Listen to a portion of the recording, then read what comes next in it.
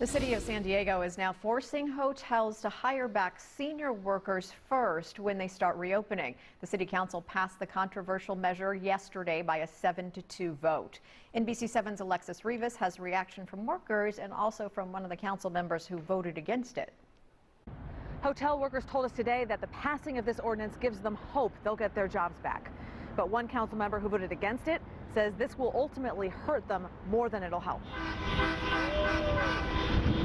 Hundreds of former hotel workers caravanned in protest this week, in protest of massive layoffs. They say we are family, and they lie.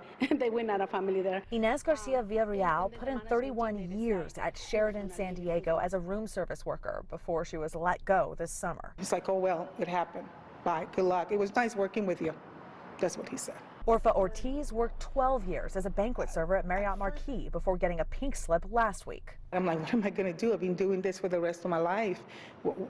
Where is my income going to come from? I mean, unemployment is going to run out. How am I going to support my kids? The hotel industry has taken a serious hit in San Diego. NBC7 Investigates reported the hotel tax dip back in May, and dip may be too subtle a word. The city went from collecting more than $21 million in hotel taxes to less than $350,000.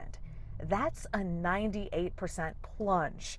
But hotels haven't been without help. NBC7 Investigates learned a good number of hotels here got big payouts from Uncle Sam under the Paycheck Protection Program.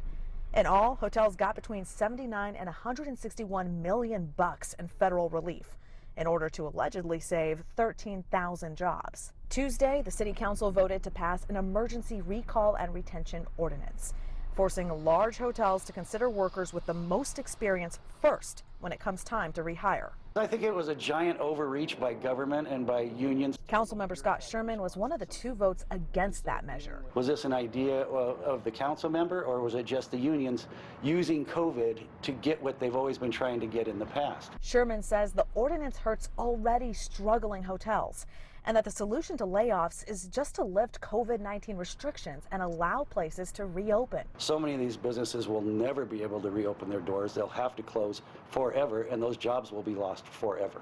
But workers like Ortiz see it differently. And know that I have hope now, that I'm going to go back to a job, and they're going to respect my seniority. Alexis Rivas, NBC7. The ordinance went into effect immediately and lasts for 6 months. Los Angeles, Long Beach, and Oakland have all passed similar measures, and an even more restrictive state bill is now on the governor's desk.